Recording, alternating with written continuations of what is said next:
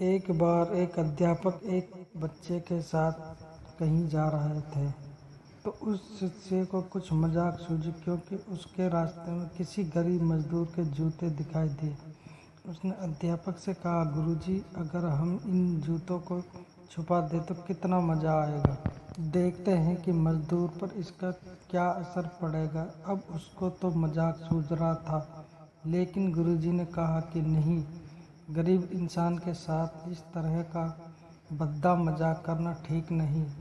उसने कहा, क्यों ना हम इन जूतों को कुछ सिक्के डाल दें और देखें कि इसका इस गरीब मजदूर पर क्या प्रभाव पड़ता है। उन्होंने ऐसा ही किया। जैसे ही मजदूर अपना काम करके लौटा और उसने एक पाँव अपने जूते में डाला तो उसको कुछ कठोर सा महसूस हुआ। उसने अंदर हाथ डाला तो उसको कुछ सिक्के दिखाई दिए। वह थोड़ा आश्चर्य में पड़ गया। आसपास किसी को देखा तो कोई भी दिखाई नहीं दिया। वापस उसने दूसरा पैर अपने जूते में डाला और वापस उसके कुछ सिक्के दिखाई दिए। अब दोनों जूतों के सिक्कों को उसने अपने हाथों में रखा और प्रभु की तरफ इशारा किया, हे प्रभु, पता नहीं किस भले मनुष्य ने ये सिक्के मेरे जूते में छिपाए हैं, लेकिन जिसने भी छिपाए हैं उसको मेरी दुआ है ताकि इन पैसों से मैं अपने बच्चों और पत्नी के लिए कुछ खाना और दवाई ला सकूं। और इतना बोलकर वह चला गया। इस बात को बच्चे और अध्यापक दोनों सुन रहे थे। अब अध्यापक ने बच्चे से पूछा कि अब तुम मुझे बताओ कि तुम्हें कैसा महसूस हुआ, तुम्हारी पहली वाली मजाक या मेरा यह तरीका। तो उसने कहा कि गुरुजी, मैं आपसे क्षमा चाहता हूँ।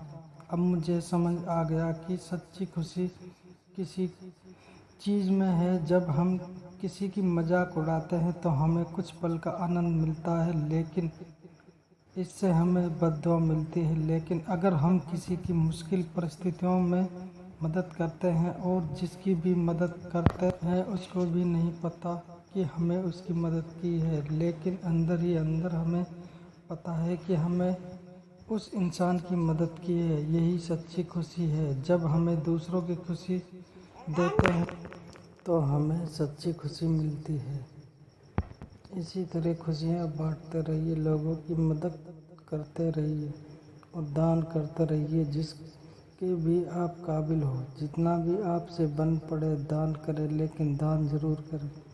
इसका मतलब यह नहीं कि आपको कल्पनासारी या अनिवार्य रूप से इतने रुपए दान करने की चाहिए, क्योंकि हर किसी की ज़रूरत अलग अलग हो सकती है।